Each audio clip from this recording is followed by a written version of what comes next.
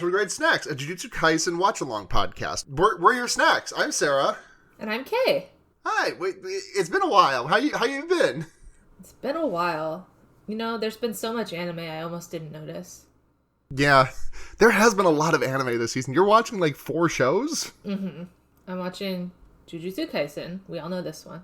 Yes, of course. Dr. Stone. Dr. Stone. We know him. Yep. We know him. Skate Infinity. We care him. We care him. And New Volleyball. New Volleyball. Horimiya has been thrown to the side. I don't care him. That's fine. That's fine. I do, but to each their own. You like making the romance your own. You don't like it when it's handed to you on a platter.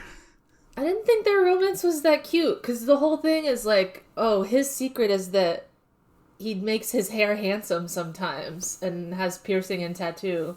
And her secret is she cooks and cleans like a lady. Like, what is this? I like it, but that's fair. Oh, God. Yeah, it's been so long. The new anime season started. I'm watching 10. Hold on. I have a bullet. Yeah, 11 of them. There's no way there's 11 good anime. I mean, they're all pretty promising. Like the only ones I think I'm going to fall off. If I fall off of any of these, it's going to probably be like season 2 of Cells at Work and Heaven's Design Team. Like the rest that I'm watching, like Dr. Stone, Cells at Work Black, Horimiya, Yuru Camp, Kimono Jihen. They're all like, I'm really enjoying them. Well, different strokes for different folks. Different strokes for different folks. Different, I don't have a job right now, and also I don't start school for another 3 weeks, so I can watch a lot of anime for different folks. Horimiya was just so boring to me. I can't believe you like it so much. I really do, I'm sorry. Nothing happens. It was sweet, it was cute. I liked them interacting and doing things. And the animation is bad. You have to admit that. I won't. I don't think the animation is bad. It's terrible. There's like 4 frames a scene. It's fine. And there's no backgrounds. Have you noticed that? It's all just like foggy in the back because they don't bother drawing anything behind them. That's for certain scenes. That's for every scene. I feel like we watched 2 different things. Did you watch the wrong Horimiya? There's Mori-san to Miyamura-kun, which is... Yeah, this is what I watched. This is an OVA, I think. Oh, no wonder it sucks. Yeah. Yeah. I'm sorry. It was the only thing that came up when I typed in Hori. Really? Yeah. Oh my god, yeah, if you don't type Horimiya, like, this search engine does not like incomplete words. You have to type Horimiya to get that's extremely funny. Oh, maybe the real show is better. This is interesting. This is so fucking fun. I'm sorry. Please preserve this, at least, resolution of this misunderstanding, if you can. Yeah, interesting.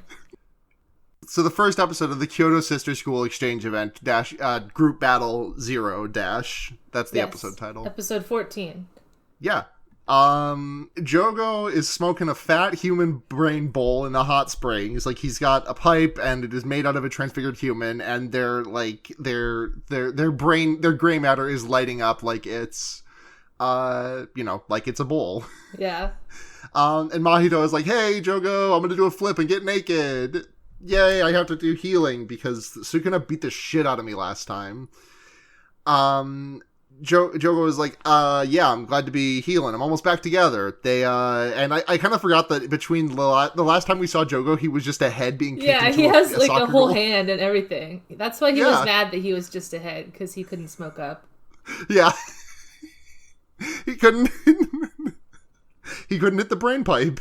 Yeah, and he can't ask any of his friends to help him, because Mahito and Geto would never do that for him. The jellyfish probably doesn't have the appendages required, and I think Hanami would be mad if he saw you like burning plants. Smoking trees, even if it is the good... yeah.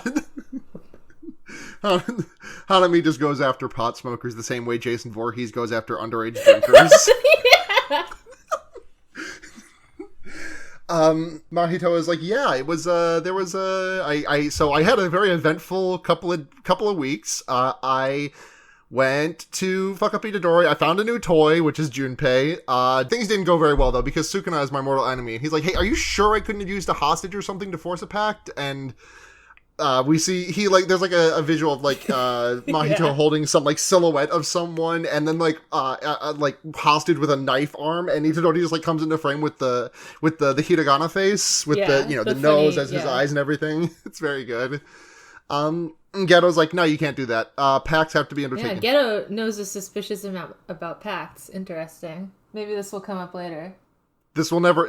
I'm eating cereal about it. He also... Mahito also says, oh, I should have maybe tried to injure that thing instead of just transfiguring it. Then Sukuna would have come out for healing or something. But then he's like, no, Sukuna probably wouldn't have fucking cared anyways, even if it was just like I cut this guy's tummy open. True. Mahito is like, hey, Geto's the real deal. I think we should go with this guy's plan to feed all the fingers to Itadori and then bring Sukuna out and take over, even if we die in the process. And Jogo's like, yeah, that sounds good to me. Like, I don't gotta be the one fucking laughing 100 years from now. I love to die. Yeah. Let's go die. The Elric go die. Is that anything? They do. Mostly. They did that. That's what happened at the start of the series. That's what happened. Oh, darn. Hohenheim's not an Elric. I was so sad. Because he did go die. He did go die! And Trisha was not an Elric. Trisha was That's why they're Elrics, because she's... Oh yeah, that's right. She's Elric. She did go die. Right, Hohenheim didn't... Yeah, she died of terminal anime mother disease. So sad. Did they ever even get into why she dies in the series? No, and I had like a lot of predictions about it that I was sad were never touched on. Yeah, they cover that in 03, I'm told. Well, then it's not true. That's fair. Let's let Sukuna get all the fingies.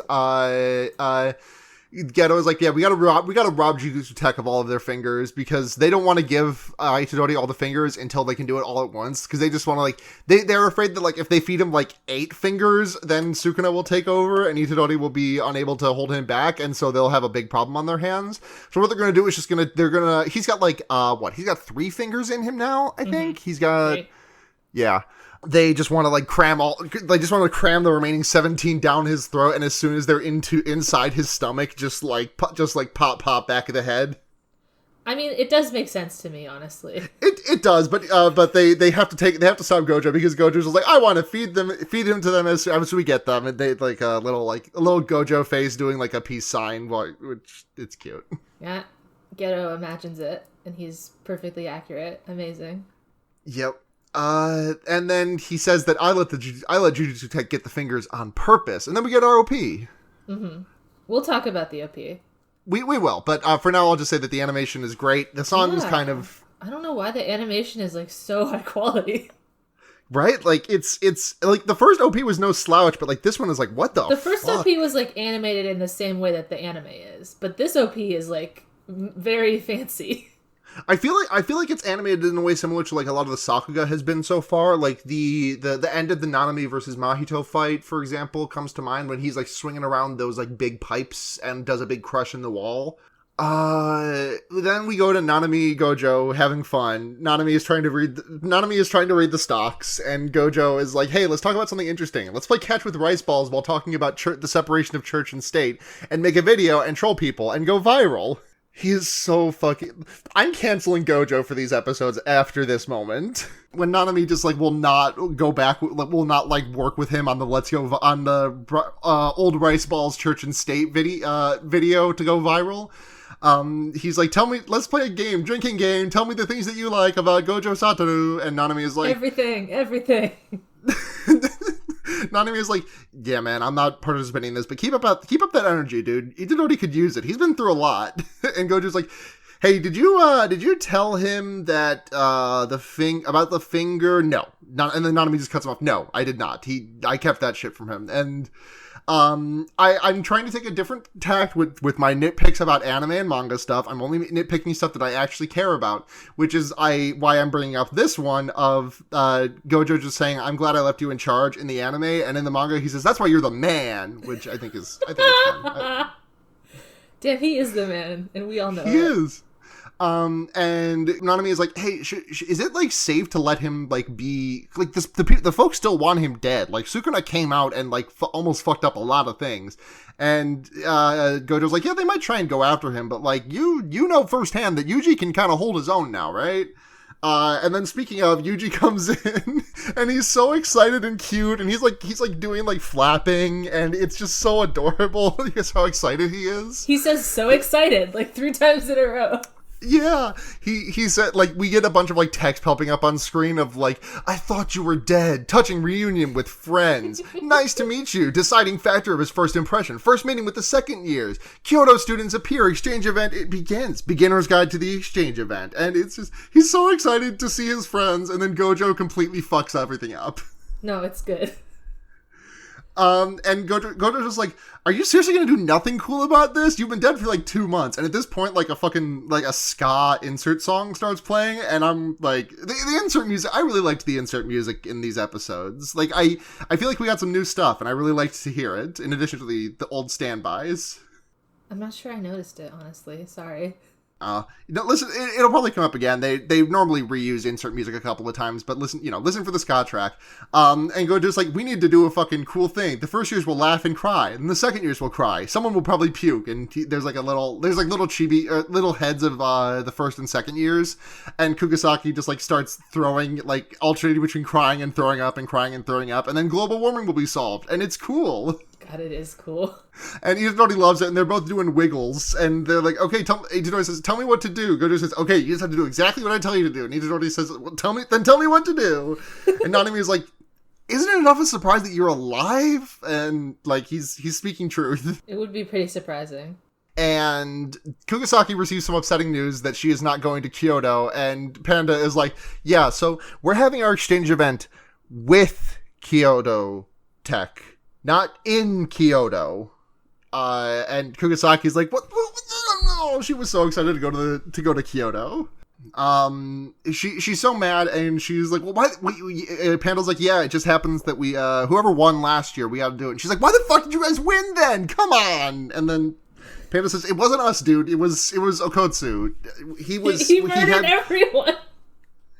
He fucking killed everyone. Him and Rika were unbeatable. The demon who lives in him did unspeakable horrors. Read volume 0, maybe, if you want to know some more things about Okotsu and Rika. Here come all our new friends walking up the steps. We have Zen and Mai and Todo Aoi, who we already know. We know them. We also have Miwa Kasumi, who we already know and love. We have Ultimate Mechamaru, the copper robot man. We have Nishimiya Momo, the Kiki's Delivery Service broom girl, we have Kamo Noritoshi, the ghetto man. I'm so sad that his name is Kamo Noritoshi and not Ghetto Noritoshi. Ghetto something. Well, I mean, it could get like Ghetto's name. We don't know Ghetto's full name. His name could be like Kamo Ghetto. Well, I know Ghetto's full name, so I know that it's not that. Oh yeah, that's right. It's definitely not that. I don't think about his first name. The Ghetto is his family name. I'm pretty sure, right? And Suguru is his given name. Yeah, I think you're right about that. I forgot Suguru. Toto's like, hey, where's Okotsu? And Kugisaki is like, shut the fuck up. Give me your snacks. I'm hungry. Where are nice souvenirs? And then a dance hall beat kicks in, and my ultimate wife, Iori Utahime, walks onto the screen. I love her, and I hate to say that she has not gotten to do very much in the manga up until current, but I think she might actually do something like literally next chapter, or by the time you're hearing this, like the chapter that just came out, like today when you're hearing this. It's nice that she hates Gojo. I always love to see that. Gojo comes running in with she says, where's that fucking idiot? And they're like, he's late, of course. Yeah, the first years are like, oh yeah, he's late. Maki says that idiot is never on time, and Fushiguro is like, she didn't even say what idiot she was talking about. We all just kind of knew it was Gojo. Which that's not how I read it. I thought Fushiguro was like doing their like in Minecraft type parody of like Maki said like that idiot is never on time, and Fushigiro's like, she didn't specify which idiot, so we can't get in trouble for saying it. That's way funnier than my read. He says it like a little bit differently in the manga, which I think colored my read of it. But yeah, I like that one a lot better. Zen and Maki did say Gojo Satoru is an idiot in Minecraft. I'm going to kick his ass with my big staff in Minecraft. Yeah, and then Gojo Satoru comes running in, and we get a really fun image of Iori making a face, like fucking this guy, and Miwa being super excited, and it's like, these are the two emotions you experience every time you look at Gojo Satoru. I feel them both. Miwa is saying Gojo Satoru, and Iori is saying parentheses derogatory. Yeah. And he gives the Kyoto kids some doll. He runs in with like a cart with a box on it, and also a bunch of like little paper dolls, which he gives to all the Kyoto kids. I didn't understand what those things were. Were they like a snack? I think they were just like a little tchotchke. Like a totem or something? He said... I think they're like protective something. Possibly. He says, none for you, Iori. And she's like, I don't fucking want one. Fuck you. And then Gojo sticks his leggy out really far, and he says, and for the Tokyo students, and then the box pops open, and Itadori comes out and he says, Opapi, which is a reference to a thing, which I had to do some extensive Googling about this, because the abbreviation, the way it was abbreviated was a little bit, OPP was a little bit hard to find, because it just kept turning up results for Naughty by Nature's OPP, which, yeah, that's something else. Yeah, that stands for, what does that stand for? What does other people's pussy. Wait, really? Yeah, other people's pussy or other people's penis. It's as opposed to my own. It's referencing being unfaithful to your spouse and just slurping up that other people's pussy or the other people's penis. Oh. No wonder Fushiguro and Kugisaki were so shocked by this. But what he says, opapi, which is a thing that is said by a comedian whose name is Kojima Yoshio. He just does that pose and says opapi sometimes in his comedy routines. Didn't something else happen in the manga when this happened? I feel like I remember people being like, oh, what's going to happen when Itadori comes back is so funny. Does he do the same thing and you just didn't understand it but still thought it was funny? No, the funny thing is that Itadori and Kugisaki, or not Itadori, Fushiguro and Kugisaki are just totally fucking, like, appalled they're so appalled, Spalding Ball, and Itadori just doing this and coming back. It's very funny. They hate it. It's quite shocking. It is quite shocking, as you can tell by their faces. They look horrified, and they turn into like little silhouettes. And Itadori's like, "What the fuck? They're not excited. They should be so psyched to see me. This is fuck Gojo. Oh god damn it, you fucked up." And the Kyoto kids don't even care. They're just looking at their souvenirs. They've never met him. They don't know him. He turned Itadori is still in the opapi pose, and like Gojo turns the cart for Itadori to look at them, and they're just all like looking at their little tchotchkes with varying degrees of interest. Nishimiya is just like ugh. He's like dangling it, yeah, and Miwa is so happy. Yeah, because she got it from Gojo. Yeah. We also, and then Gojo taunts Gakuganji, and while listening to the last episode, I realized that I said his name. I got his name wrong, and I said it the most times I've ever said it in an episode, because I kept calling him Gachi Ganja, and I don't know where I got that from, but it's kind of close. It's when you get a good roll in your gachi and you get ganja. That's pretty good. Oh my god. Gakuganji is, he calls Gojo a brat, and he's really mad that he was like, Gojo is like, hey, this is Sukuna's vessel, and Gakuganji is like, you fucking bitch, you motherfucker. And he's really mad about it. Kugisaki kicks Itadori, and he's like, and she's like, "Do you have anything to say for yourself?" And she's like crying a little bit, and yeah, she's like mad crying, and Fushigura's like looking at her like, "Oh shit, yeah." And Itadori's like, I'm sorry that I didn't tell you guys that I was still alive. And then there's like a big stamp that comes on the screen that says Itadori returns. Itadori rejoins. Yeah, in the manga it says Itadori rejoins the party, which is... Oh. Yeah, and then we get our eye catch. And when we get back from our eye catch, it's time to explain the rules of this wacky cursed spirit exorcism race. The katakana that says there is like cheeky, which I think is fun. I'm pretty sure it's just cheeky, like a cheeky thing. I'm not entirely sure what the... Just a cheeky little race with the lads. Just a cheeky little race with the lads. They explain that there's going to be a grade 2 a second grade cursed spirit roaming around this area. There's also a lot of like little shitty guys that are 3rd grade and below. Whoever takes down the 2nd grade is the winner, but if no one takes down the 2nd grade, whoever took out more of the other shitty guys wins the event. And that's it. And then during this entire explanation, Principal Yagi has Gojo in a headlock, and it's very funny. It's his punishment. I don't know how he managed to get him into the headlock, but I think that was just... They say it in the manga, don't they? Oh yeah, that's right. Gojo is like, yeah, I could have hidden I could have like used my void, but I wanted the kids to know I'm a responsible adult who takes his punishment. I'm taking my punishment. Yeah. We get strategy meetings for both the Tokyo and the Kyoto sides. First, Tokyo comes first, and they're bullying Itadori by making him wear a photo frame that you would see at like a funeral for a person. Very extreme bullying. They're making fun of him.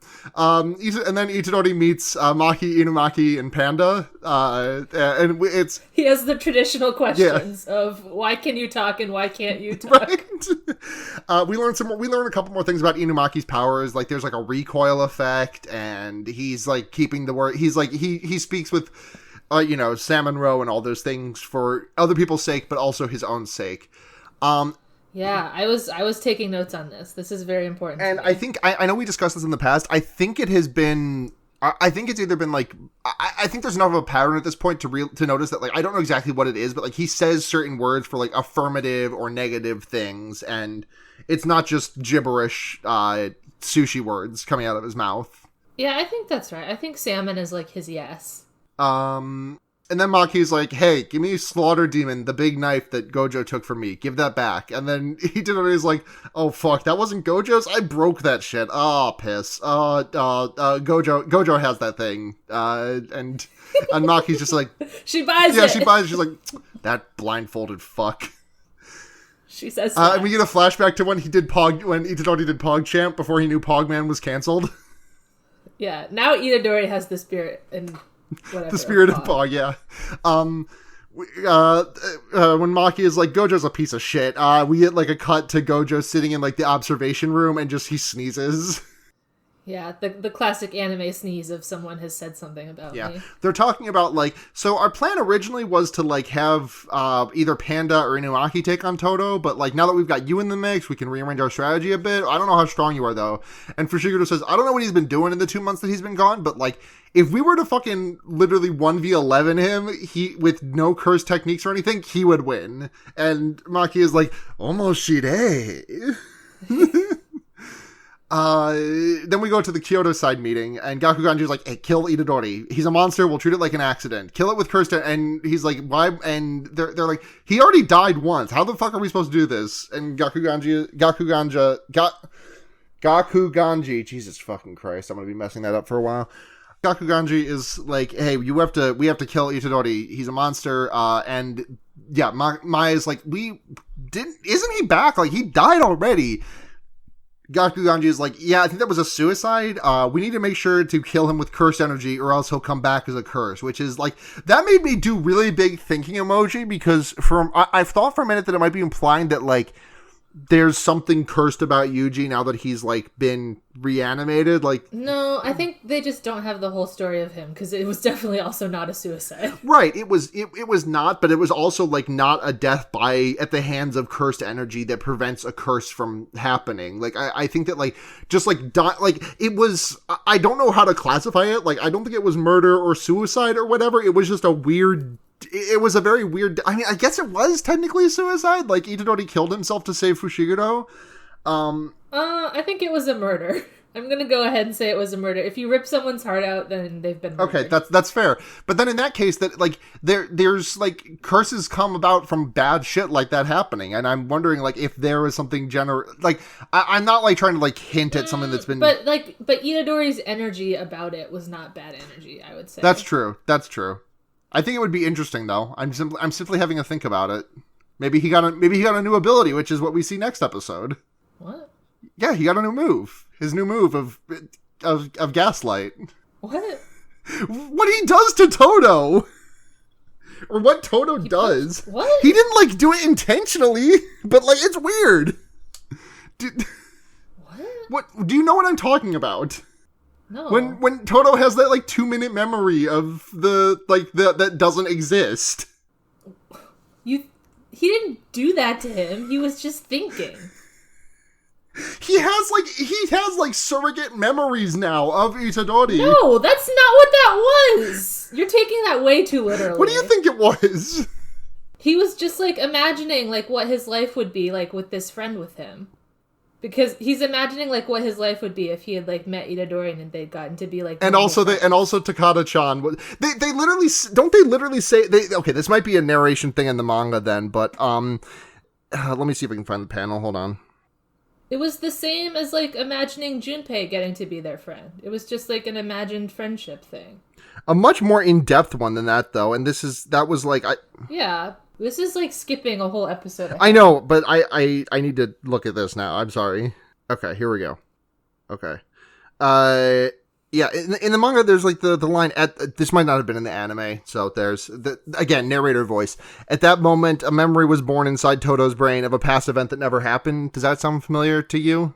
No, they didn't say Yeah, that. okay, that's... But I think you're taking that too literally. Okay, well... He's just like imagining what it would be like. Because it's not like he suddenly thinks Takeda is a girl he went to high school with. Ah, that's true. That is true. He does immediately decide Itadori is best. Whatever. This will come up again. I promise you this. Where was I? Kama was like, yeah, you gotta kill someone with cursed energy to make sure to make sure they don't return as a curse. And Gakuganji is like, yeah, good. Now get out there and fucking kill him.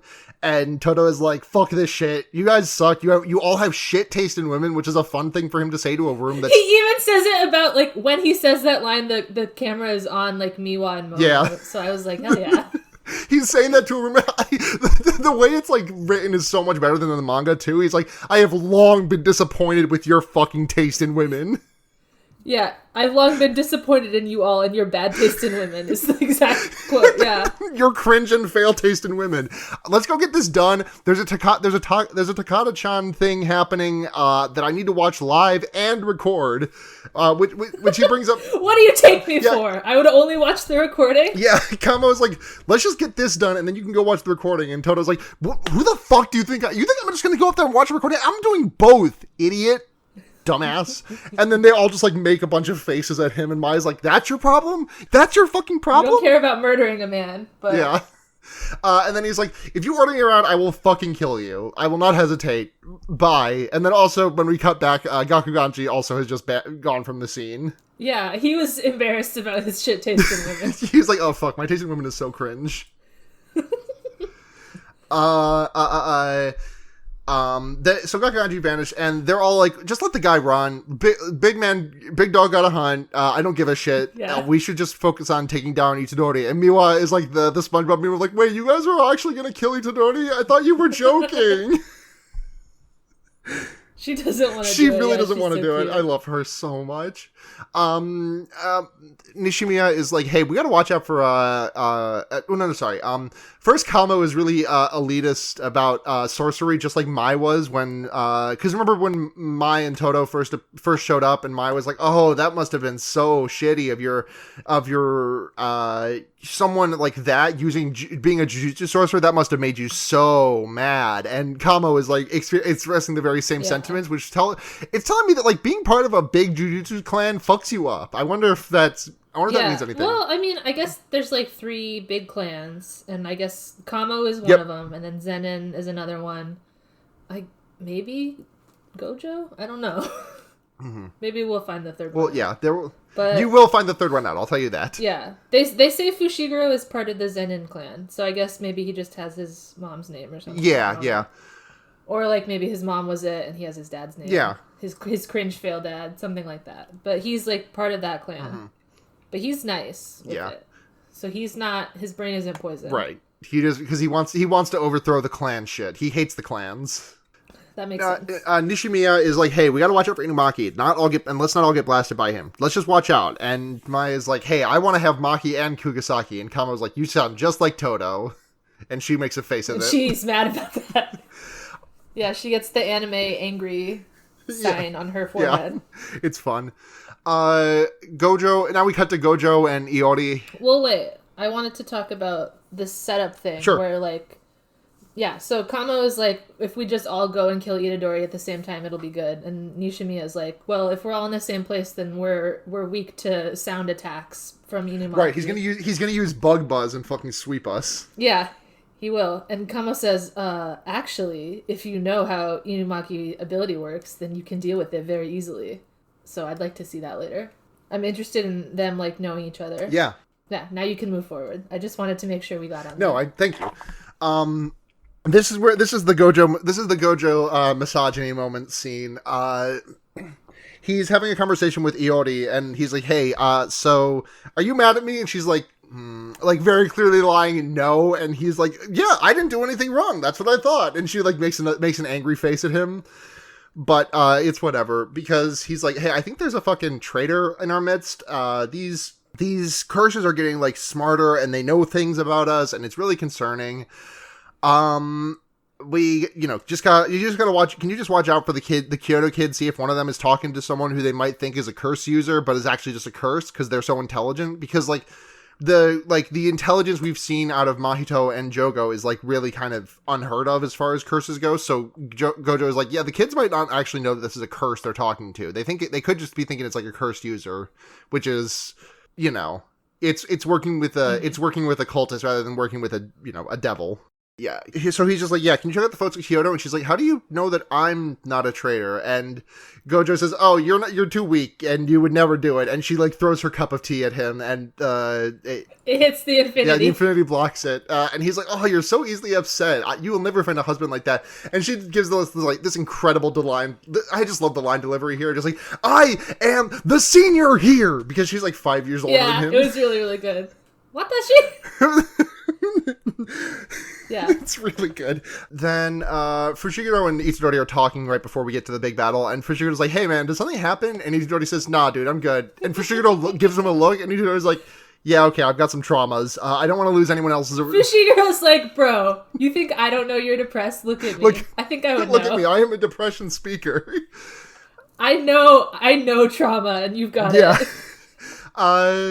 And he's just like, yeah, I don't want anyone else to die as a result, so I'm more motivated than before.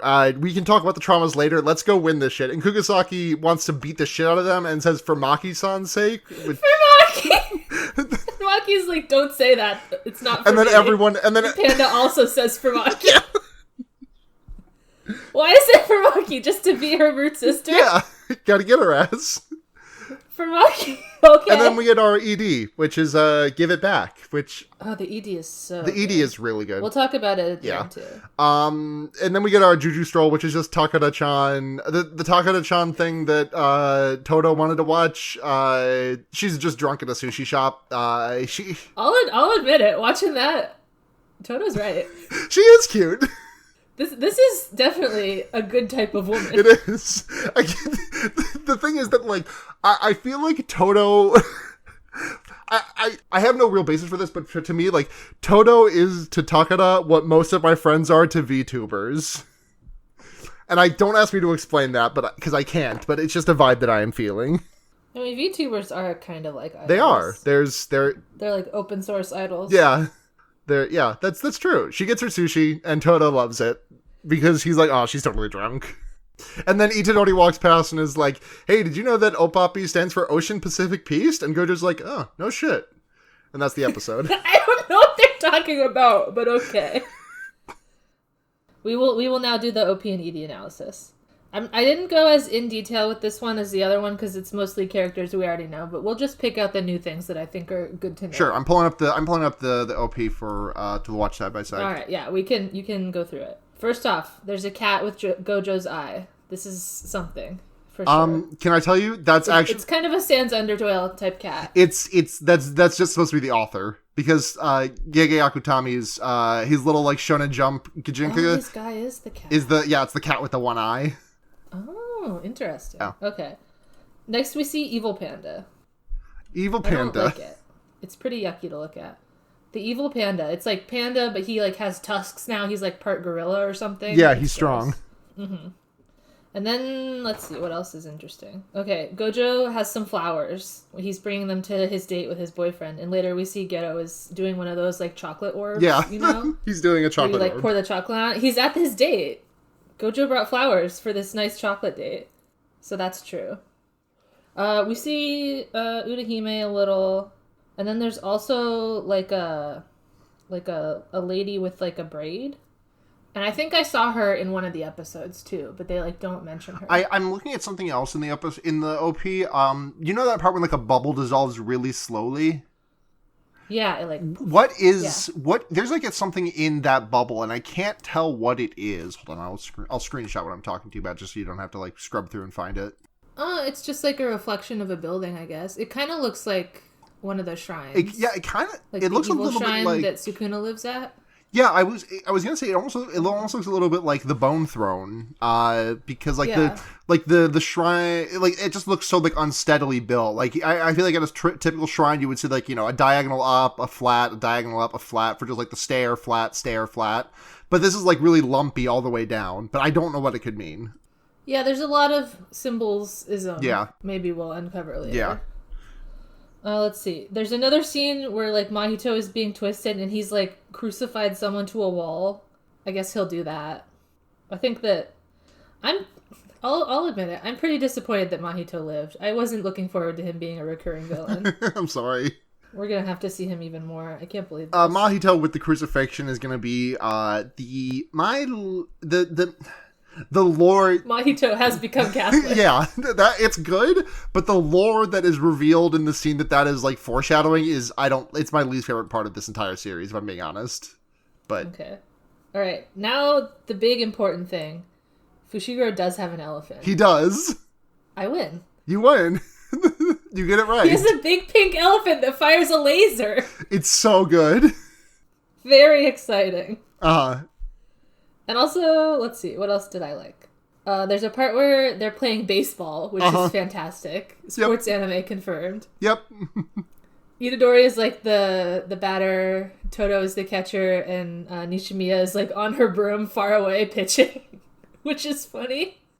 I hope that happens real. God, that would be so good.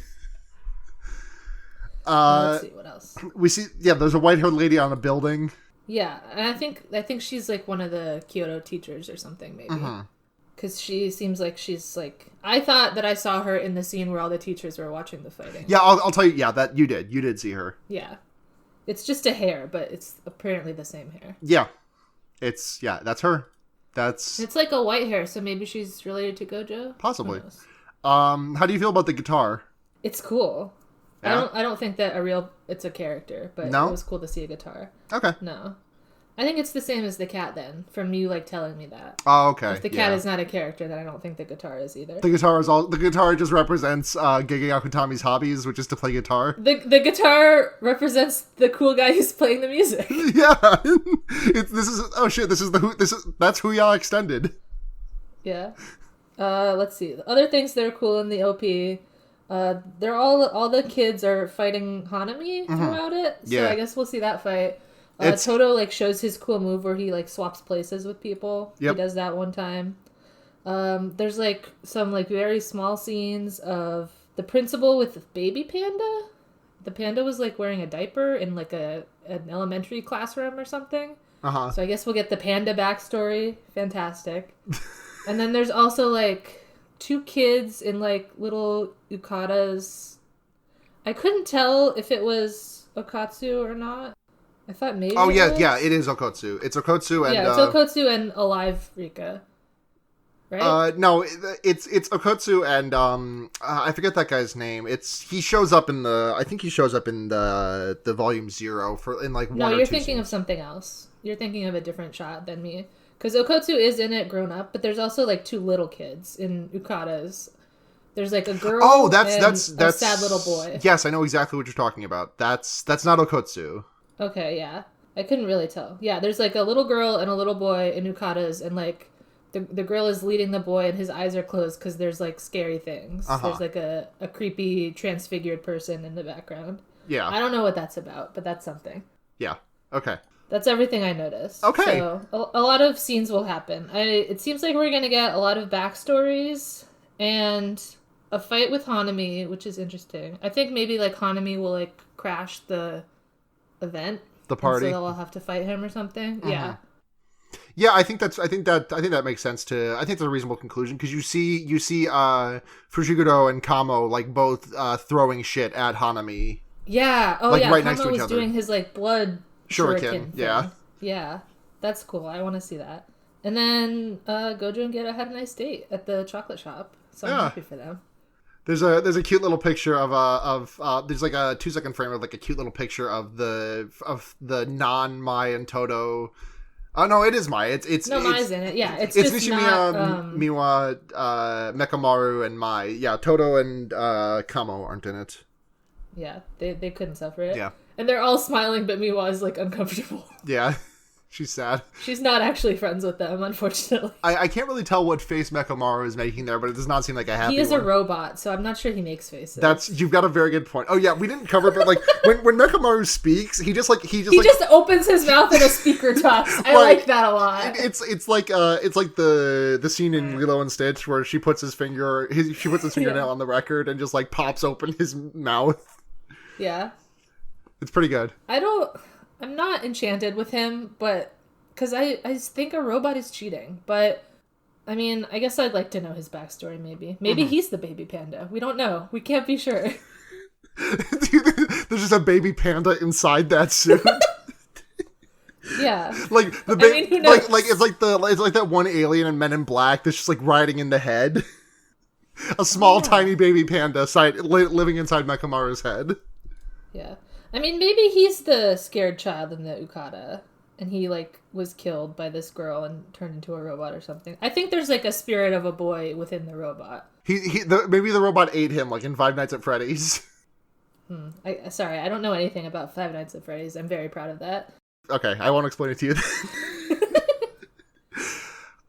Yeah, right, great analysis. Great analysis. You're all correct. ED time. It's very good. The ED is just, like, all the all the Tokyo kids went on a little beach vacation, and Itadori is taking iPhone video. It's so cute. He's doing vertical video. This is absolutely cringe of him. It's cringe. That's why Kugisaki, like, makes gay eyes at Maki, and then goes over to Fushiguro, and then they're both like, "Hey, dude, put the iPhone down. You're not even doing it in landscape mode." Bro, I can't believe you're doing this. So yeah, there's, like, little scenes of, like, they're, like, packing up and they're going on the subway or whatever, and they're yelling at Itadori for filming, and then they draw on Fushiguro's face while he's sleeping. It's really good. They give him a little mustache. Yeah. And then there's, like, there's a lot of scenes of Kugisaki and Maki, like, flirting a little bit, or they're like running away from the waves and that kind of thing. There's also a lot of scenes of Inumaki and the panda being friends. They're friends. They're, for some reason, they're best friends. Are you about to turn? Are you about to like make a turn on Panda that's caused by his friendship, the same way you turned on Tendo when he was friends with Ushijima? No, absolutely not. I'm still extremely suspicious of the panda, but I think it's so funny that Inumaki and the panda are best friends. Do you think so who do you think is the traitor that Gojo talked about? There are 12 candidates. I mean, I guess Itadori is definitely not the traitor. So there's 11 candidates. Who's the rat? I'm not really sure why he thinks there's a traitor. What's his evidence? I think he says something along the lines of like they know a little bit too much information, like in the same way that, like, remember at the end of season 1 of Hiroaka when they get ambushed at the training camp or whatever the hell it is, and they're like, hey, how the fuck did they know we were here? I think that there's just some indications of like some internal comms leaking, or like them knowing too many things. Like Geto is getting his information somehow, and it's not just by, you know, walking by in a hoodie and listening and eavesdropping on the principals. I kind of did think that it was something like that. I thought Geto was just like using his past knowledge of being at the school. Right, but like he's got currently updating knowledge. Like, for example, how would he know that like the higher ups want to what exactly the order the higher ups want to feed Itadori the fingers in? Like, he wouldn't really know that. He could make a guess, but he seemed pretty confident about it to me. I mean, he made the guess about Gojo, right? Like, that wouldn't have leaked anywhere. The thing about Gojo wanting to feed it to him I think that if this mole is like as like deft at gathering information as Gojo thinks they might be, I think that there's like, he's talked about that plan with like Ijichi and a couple of people. Yeah, that's true. I mean, the comparison you made to Hiroaka was bad because that plotline has never resolved ever. Oh yeah, they have. Really? They haven't. We're 300 chapters in and we don't know who the traitor is. I think it was just dropped. I don't know. He just dropped? Okay. All right. If I had to pick someone from Tokyo School that I think would be an informant, I guess I would say, I don't know, someone I don't care about. Maybe the principal. It can't be any of the kids. It definitely can't be Inumaki, because Inumaki would like walk up to Geto and be like, I don't know. He would just say like, Itadori pooped his pants, and then Geto would like ruin his get up. Well, he could write it down. I still don't know why he doesn't carry like a pad of paper. That would be pretty. I would like that. I remember he needs a whiteboard. He needs a little whiteboard. I guess the principal, or like I really don't think any of the kids. Mm-hmm. Or honestly, it could just be like from the other school. Like, I'm sure the other school has information of the Tokyo school. Yeah, true. And the other school is all evil, so... Yeah, the other school is... everybody's evil, including Miwa. They're all twisted. Miwa has become twisted. And honestly, I'm sure there's like... Because, like, Nanami's like, oh, I submitted it to the higher-ups. So there's, like, plenty of higher-ups who are, like, privy to knowledge of the school. Yeah. Like, it doesn't have to be a character we know. Uh-huh. And I'm sure that plenty of the higher-ups are twisted. Yeah.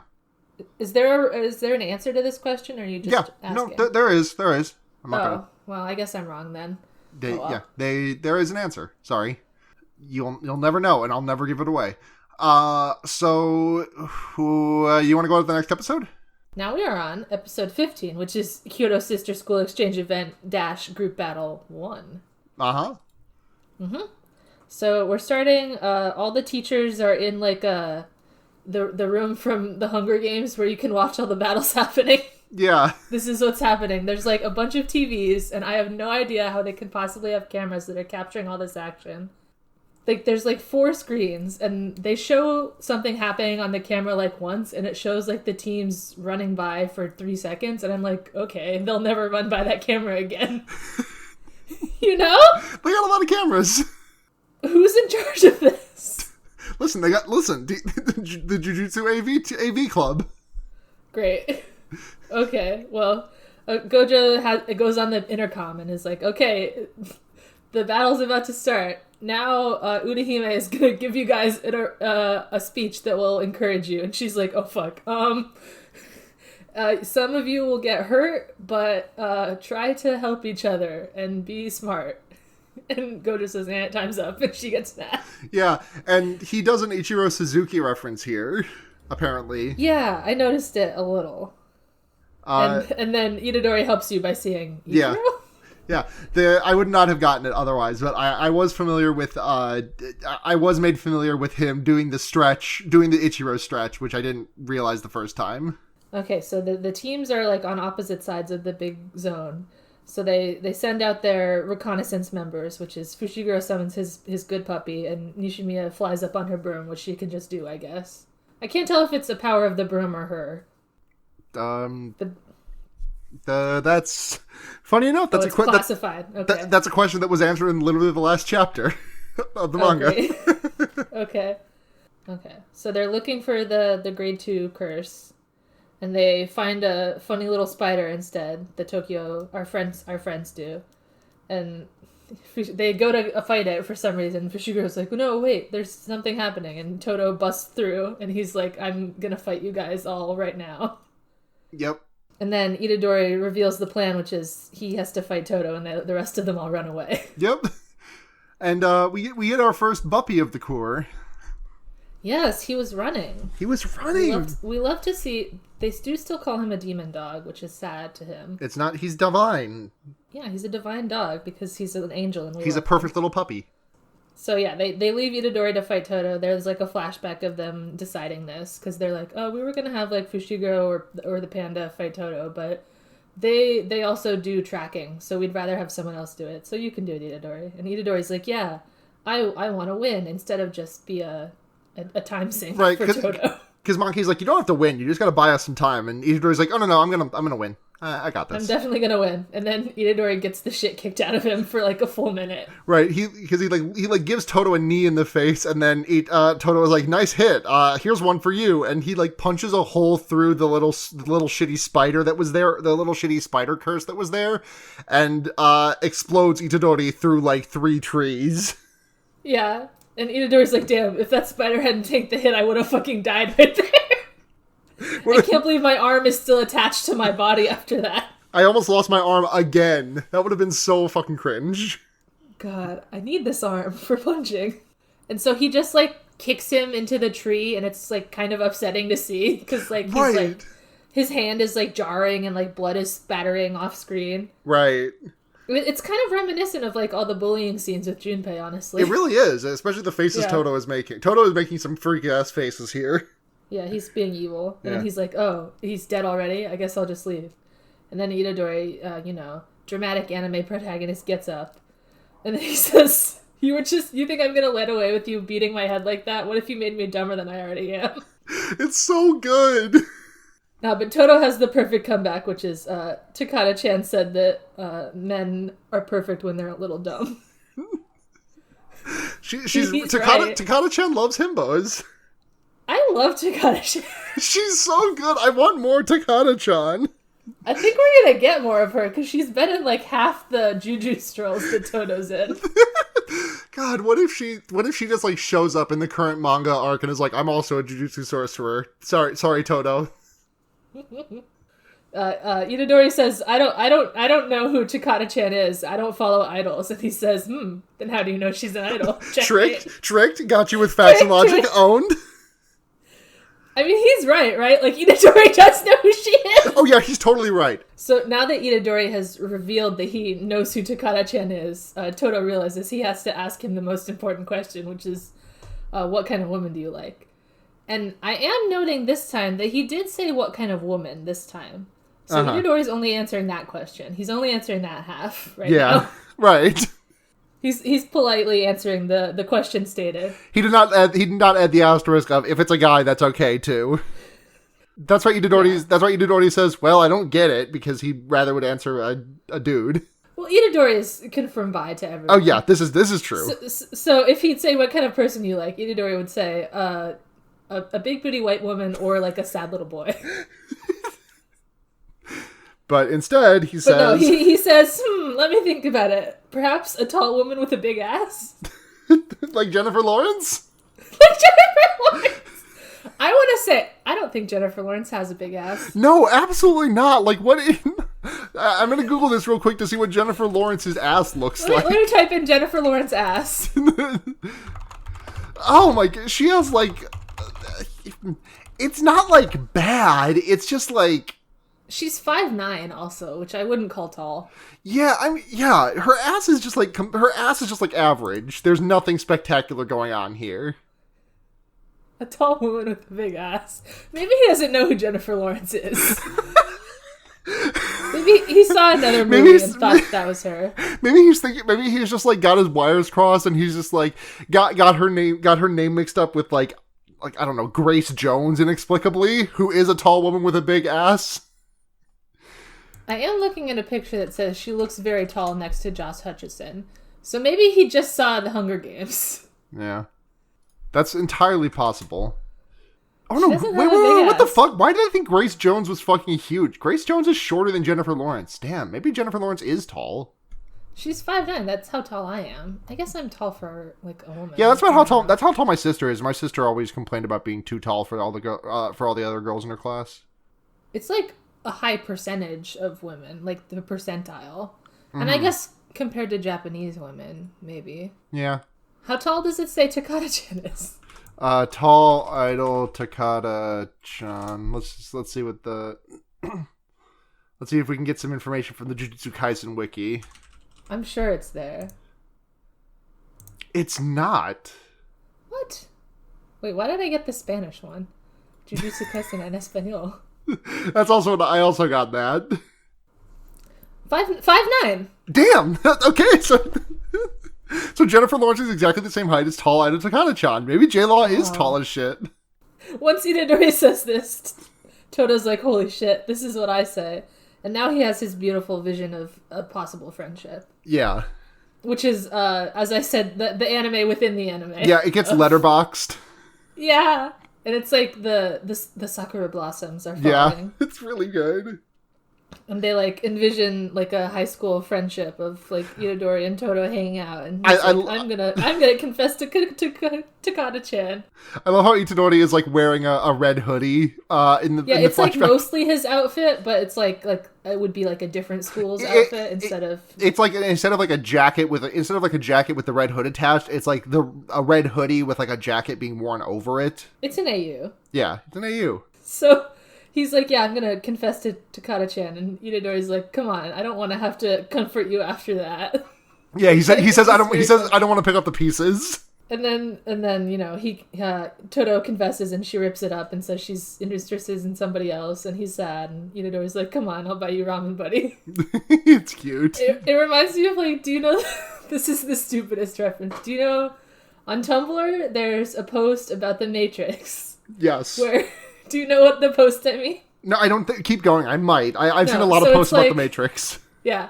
It's like a little cartoon of like Neo and the other guy from the Matrix are like, he's like, if you take the red pill or the blue pill, what happens if you take both? You can, but I'm not going to be there to hold your hair when you throw up. It's kind of, and then later he is throwing up and he's there anyway. And he's like, I thought you were going to leave. And he's like, no, I was just saying that to be tough. That was the same thing as Itadori saying, I don't want to comfort you. When Takada-chan dumps you, and then he does it anyway. Yeah, it's good. Great. Listen, I have made far more, like, obscure and, like, niche references than that on this podcast, so I think you're good. I hope someone knows what I'm talking about. I feel like I've seen a lot of posts in my life. I've probably seen that one, but I do not remember it. If you or anyone listening finds it, let me know. Yeah. So yeah, we come back from Toto's beautiful vision of a possible friendship, and he says he's like crying down his face and also snotting down his nose. It's very gross. Yeah, he's like gushing. He's like gushing as much snot as he is like tears. It's disgusting. And he says, "We are now best friends." Yep, you are now my best friend. I diagnose you best friend. Yeah, and he was like, "You just learned my name, dude. What the fuck are you talking about?" And then all the Kyoto bad boys all the bad kids show up to kill Itadori now because Nishimiya has spotted him. So she's like, over here, everyone can get him. And like Mai starts shooting with her gun. Yeah. And Mai's just like, I won't hesitate, bitch. It is bap, bap, bap, bap. Bap, bap, bap. And then Miwa activates her cool ability where she does a domain, but it's like, it's different than the other domains we've seen. Yeah. Like, it's kind of, like, it's very small, and it doesn't, like, trap a person. It just kind of surrounds her. Right. She calls it a new Shadow-style simple domain, and it's, like... Yeah. It's a very simple domain. But anyway, Itadori goes in it, and she does a sword attack on him, and it misses. So I'm like, okay, I guess domains are just nothing now. Well, this is a simple domain. This is not the good domain. Oh, my domain is just small potatoes. It's simple. I think now might be a good time to go into the Jujutsu corner, even if it is a bit out of order, just because this is coming up, and there's I want to talk about this now. Sure. You can explain Miwa's domain. Welcome to Jujutsu Corner. This is new Shadow style simple domain. It's a type of domain technique that automatically neutralizes or counters all cursed techniques in a set area of space. Known as, quote, the domain for the weak, unquote, this technique can be deployed by any sorcerer with the requisite knowledge. It was invented by the backstory, in order to, like, it was taught by a guy to keep his guys safe from curses and curse technique users. It's just like a get off me button, like a, hey, don't use your curse technique here. That seems super OP. Right? Why can't Itadori have that? He would beat anyone with that. Well, let's see. Let's see what the description has to say. The method of deploying the simple domain has been passed down in Ashiya's clan and kept secret, which may or may not be done as a result of binding. What is known is that it requires both of the user's feet to remain at a set point. The simple domain in its traditional form creates a 2.21 meter circle around the user from any set point they choose and set with their feet. Any curse technique deployed in this area will automatically be dispelled. The simple domain is dispelled if both feet leave the point at which the area is deployed. Oh, okay. Spoilers. Strengths. The technique can be operated by any sorcerer, therefore allowing it to be used by a variety of individuals regardless of ability. The technique allows for significant protection from more powerful opponents. The technique, much like a true domain expansion, cancels out all curse technique deployed in a radius, ensuring that a target gets hit. Spoilers. Weaknesses. The technique requires the user to remain planted on the ground when traditionally used, and the technique only takes effect within a set radius. If the target leaves the radius of simple domain, they regain the ability to avoid attacks and use cursed techniques. And I think that I see how Itadori was able to dodge it, because Miwa has a line about how she hesitated, and I think we're supposed to understand that, like, Itadori got in and out of the range fast enough to not get hit. He was just fast enough. Okay, yeah. I guess. Which, I don't like it. I don't like it. I hadn't really, like, thought about it either, but, like, I think that there was, like, a sound logic, but I don't like it. I think she should have hit him. Because the one thing that they've impressed to me about domains is that it makes it so you can't dodge, and then immediately when we see this domain, the only thing that happens is he dodges it. Right. So it's very confusing. Right. This ability will come back again, but I would like to just also note that the Jujutsu Kaisen wiki does categorize simple domains separate from, like, all the other domains. Like, it is. Yeah, it's definitely different. Yeah, and it's just like it's a utility. It's like a utility move more than it is like a trump card, like everyone, like a domain expansion is for evereveryone else. Like, yeah, it's the down B reflect that all the exactly. Have in Smash. Yeah, it's shine. It's Miwa is doing shine canceling. It's good. I like it. Yeah. Yeah. I was happy that Miwa had a domain. Yeah. And I guess like it's only for her family or something. No, other people get taught, like, it's passed, like, that's how it made its way from the old times into the current times, like, being passed down. I think Miwa might have it from family, but, like, other people do get to learn the technique. It seems like Nanami should have it. He should. They should teach it to him. I feel like, I'm sorry to talk about Supernatural, but I feel like, if Nanami ever gets got by a domain expansion again, I'm just gonna feel like every time Bobby got possessed after the boys got their anti-possession tattoos. Yeah, why doesn't Nanami have this domain that everyone can learn when he right? doesn't have a domain? Wait a second. Wait a minute. Let him have a domain. He already has a knife, so he would have, like, a range attack. Yeah, why? It seems like it would be bad for Itadori to have this one because he only does melee, so he couldn't, like, unplant his feet. Yeah. But Nanami has a range attack, so he should have it. Yeah. Interesting. Interesting. Interesting. He should have it. Why doesn't he have that? I'm just asking questions. Kugisaki should also. It would be good for her. Yeah, she could use a reflect. Oh yeah, she could use a reflect. She could use a as soon as something enters, because like as soon as Itadori enters the radius, like she again, Miwa did hesitate, but like as soon as he enters the 2.21 meter radius, she like does her special sword drawing technique, which we'll learn more about next episode. And like tries to hit him because she like feels him as soon as he enters the thing, but he's just like in and out in a second. He just does a cool flip and is gone. That seems like what happened. Yeah. That makes sense. It is small. It is small. 2.21 meters is not very much. It's bigger than Takata-chan, though. Yeah, it is. All right, yeah, so Itadori is surrounded on all sides by rude children, and then suddenly he's not. Because Todo did his technique, which is swapping places of people. So he, like, switched him with Kamo, I guess. Mm-hmm. And then Todo yells at Kamo for a while. He's like, hey, I said if you got in my way, I would kill you. And he's like, no, that's not what you said. Yeah. You said if we ordered you around, you would kill us. And Todo's just like, oh, same fucking difference. Whatever. Who gives a shit? I changed my mind. Get out of here. I'm 1v1ing. He's my best friend. You don't get to hang out with him.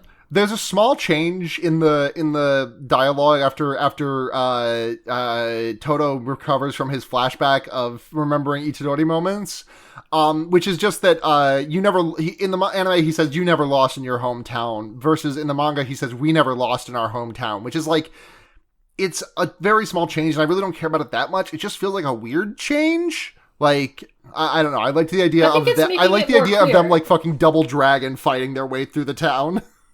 No, I think it's helping people to not be trapped in the confusion that you are in. Because he's saying that we, as in, like, this is a similarity we have. Like, you and I have both never lost in our hometowns. Mm-hmm. And if he just says it as you have never lost, it's like, it's easy for me to understand that, oh, he means Itadori has never lost, and he's, like, relating to that. Because that's what this whole thing is. Like, he's relating to Itadori. Okay. So he's like, damn, you've never lost in your hometown. Parentheses, not said, just like me.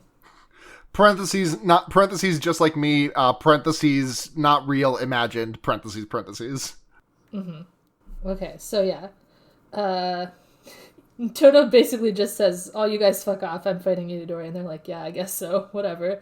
And then Nishimiya's like, God, this is why I told them not to go mess with Todo, because I would just waste our time. And then she's attacked by a giant flying bird. Mm-hmm. Fushiguro says, get her ass, and he uses Thunderbolt. Yeah. he uses Thunder. It's only got a 70% chance of hitting on a clear day, but it does hit. No, but because she was using Fly. Oh, okay, yeah, that's right, that was.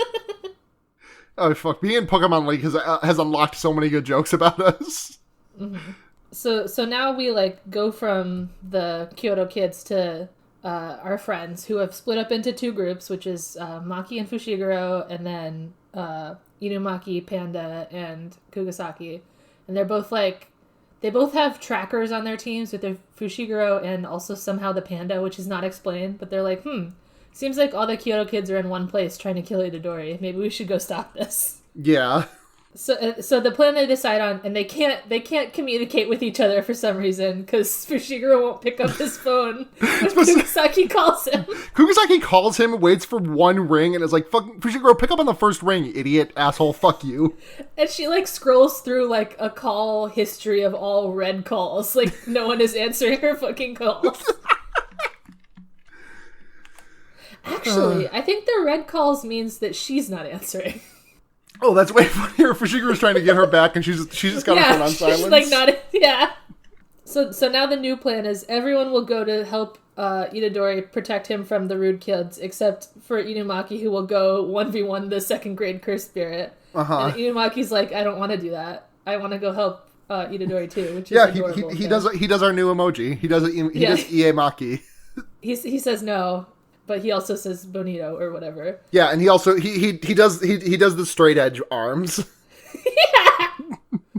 And Panda's like, no, if you go kill the second grade thing, then this whole event will be over, and then they won't be able to kill Itadori anymore. And he's like, right, genius plan. And he does the cutest little wave in the world and runs away to go do that. And Panda waves back, and it's so cute. They're friends. They're friends. I don't know why they're friends, but they are. I can't deny it.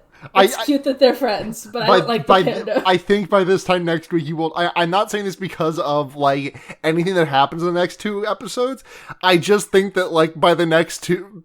I feel like you are... my resolve is cracking. You're in denial. No, I'm stronger than ever. You're in denial. There's nothing I like about the panda. It's just cute that he's friends with Inumaki. This is exactly the same shit that you said about Toto. Not Toto. Fucking... Tendo. Thank you. God, I completely forgot his name. This is the exact shit you were saying about Tendo like a month before. You were like, okay, he's cute when he's with Tsukishima. He also has things that I like about him. Like, it's funny that he's a chocolate boy and that kind of thing. And the things he says are funny. There's nothing I like about the panda. I'm suspicious of his powers. Like, why does he have all these abilities? He doesn't even explain it. And he was wearing a diaper, which is gross. wait, we don't know that. That could have been Mekamaru, remember? That could have been Mekamaru. Mekamaru the diaper. Mekamaru, like, there's just a panda in the head of Mekamaru, and then, like, all of, like, the limbs are hollow and just filled with diapers. Disgusting. Absolutely terrible. You have to clean him out and scrub him from top to bottom once a month. You should clean your robot if it's going around and doing all these activities. Yeah, if your robot is doo-doo-assing in the robot, you have to clean it more regularly than once a month. Yes. All right, so now all the kids are in 1v1s now, basically. Mm-hmm. Miwa is fighting Maki. Kamo is fighting Fushiguro. Fushiguro's got, like, his tanpa, and he does, like, a gay little pose with them. Does a gay little tanpa pose that pisses you off. He would do that. He would do a gay little tanpa pose just to piss somebody off. He did it. He did. I'm so happy for him. And he has, like, Kamo has, like, a bow, which is his weapon, which is cool. I always like a bow user. Same. Mm-hmm. Kamo's sick. I picked him out as the guy to watch, so I'm happy that he's been paying off for me. Toto is still fighting Itadori, and then Kugisaki and the panda go to antagonize Nishimiya, who's crashed into a tree and is dying. And she can't move because of her...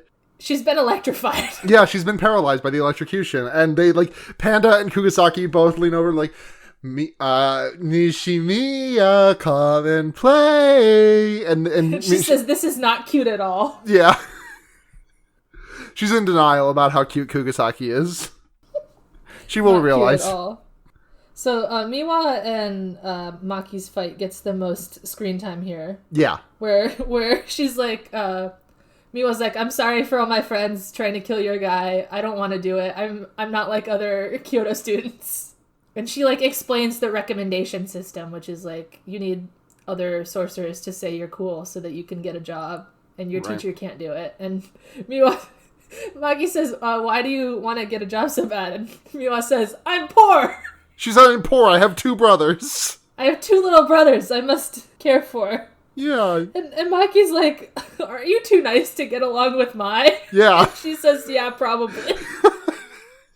I love Maki. Like, I know you're not a big fan of Mai and her, like, weird, I am going to be mean to women thing, but I do love Maki and Mai's sibling rivalry thing. It's really fun. I just really like Maki. I think she has good energy with, like, everyone she interacts with. She does. I really like how she interacts with Fushiguro. I really liked this conversation with Miwa. She even had a great little interaction with Itadori where she was like, give me fucking Slaughter Demon back. And he's like, oh, she's At the end of the first episode, Itadori, like, does a pose in front of everyone. Oh, yeah, and she kicks him. As the main character, and she kicks him and says, why are you in front? It's so good. Maki's really good. Maki rules. Maki is shooting out my rankings. Yeah, she's good. You ranked her 9th last week, but she'll be high. I ranked her pretty high, I think, for the amount that she did. That's true, but she's going to do more now. I know, yeah, she's cool. So then we're with Toto and Itadori doing their fight, and Toto's like, oh, fuck yes, he's so fast and strong. He's using the environment to his advantage. And wow, his sheer power is even higher than mine, even though he's little.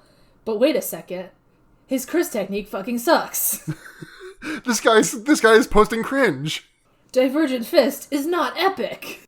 And there's a really cool cinematography thing to, like, this combat, which is, like, there's, I think it's an every frame of painting video, and I'm pretty sure it's about Jackie Chan, and there's a segment in it where he talks about how, the way that like fight scenes in for example Jackie Chan movies are versus the way they are in American made films. And in American made films, what will happen is that you will see someone like, let's just say you're doing just a shot of someone getting punched in the face. You'll see person A like wind up for the punch and like start swinging, and then there will be a cut and the hit will be obscured and there will be a sound, and the cut will just be like the person B receiving the hit and like recoiling. Whereas in like Jackie Chan films, you'll see that in the first shot you will see the fist connect, and then in the second shot you will see the fist connect again, like the last 6 or so frames of that fist hitting, and then the rest of that shot from then on. And Divergent Fist kind of does this for the cinematography naturally, which I think is really cool. Oh, that's interesting. Yeah, but actually Toto says it's not epic. Yeah, Toto says it's cringe. Bro, you gotta fix this. He's like, you can't be my best friend if you continue to do this. And Midori says, I don't care about that. You just announced that 5 seconds ago. It's not important to me. And he says, well, will you be happy to remain weak? And then he gets a fire in his eyes and he says, no, I'm not actually, no.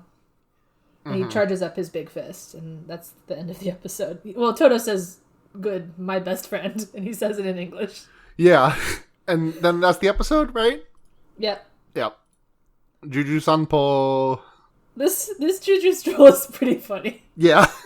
It's like, okay, so what's your type, basically? It's asking all the girls of both teams, like, what their type is. Toto's famous question.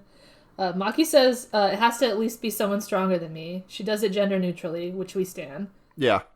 Mai says, what makes you think I'm going to answer that question? Wouldn't you like to know, weather boy? Which is another lesbian answer, I will say. Yeah, absolutely.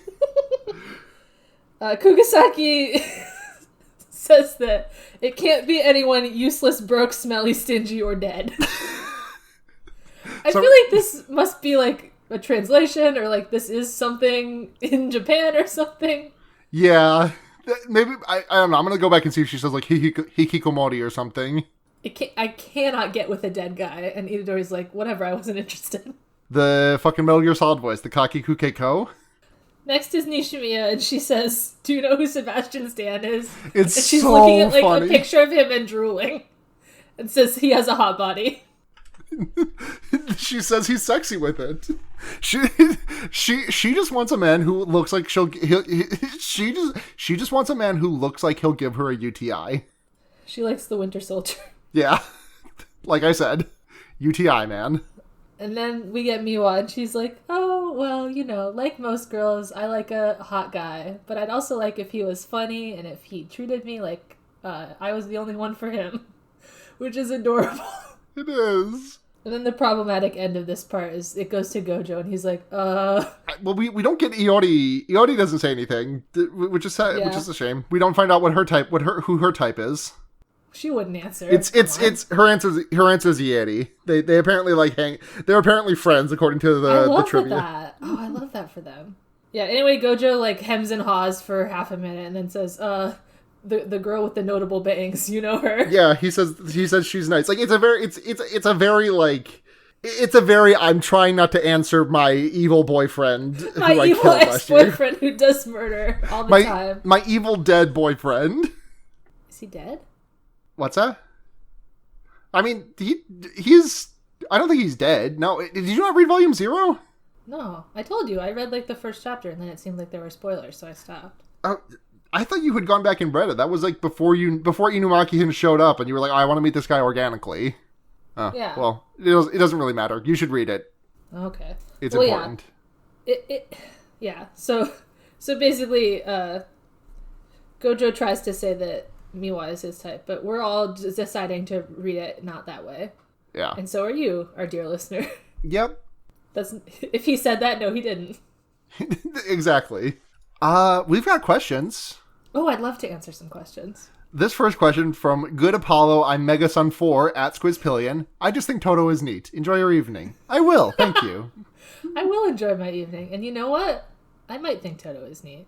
I'll reconsider. Skyrocketing up your rankings from 24th last episode. I think he's a little pushy.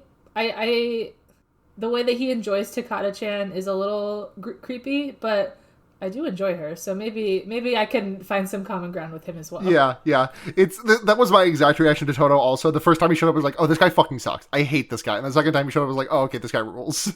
I'm not quite there, but I'm more open to him. He's more middle of the pack to me. You've opened your arms to the possibility of enjoying him. Mm-hmm. From Agnen at Slitherbite. Haven't seen the episodes. Everyone calls Gojo a dad, but he has the vibes of a weird, cool uncle. Geto, meanwhile, looks like he could be a competent dad. Thoughts?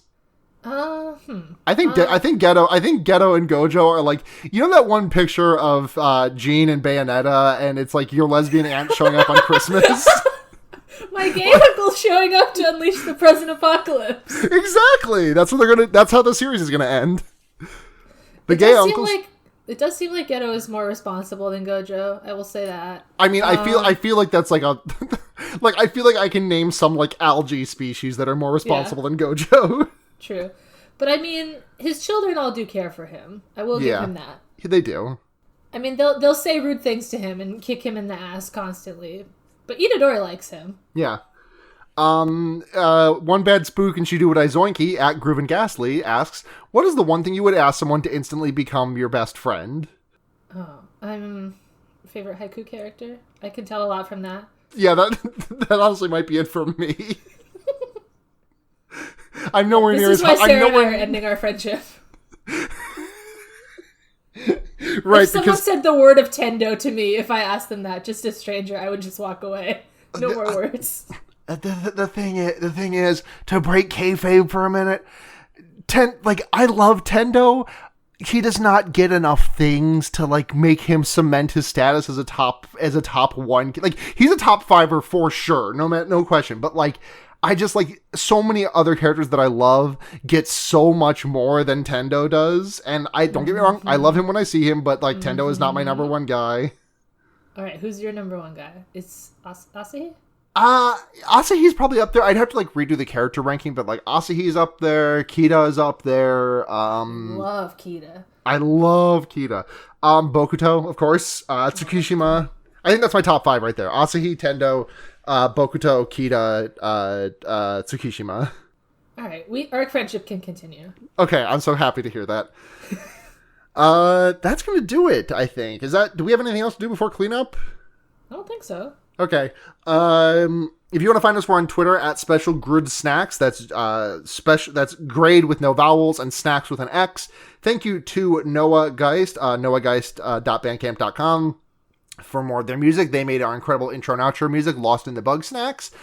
Thank you to Agnen at Kalola Fair Art for our excellent podcast cover art. And thank you to Matt GameCube and Noisepace.xyz for our hosting of this podcast. We love it so much. We love to do the podcast. Yeah. The podcast will be on normal schedule now. So normal episode next week and then episode again next week. We're back to regular. I'm glad to be back talking about this show. This was really... I'm sorry we almost started swinging about the wrong Horimiya confusion. I can't believe I watched like 2 episodes of the wrong anime. That's so funny. I've explicitly warned like 3 people who I've recommended the show to about that, but I guess I just didn't warn you. Oh, that's rich. Okay. So let's go get some snacks.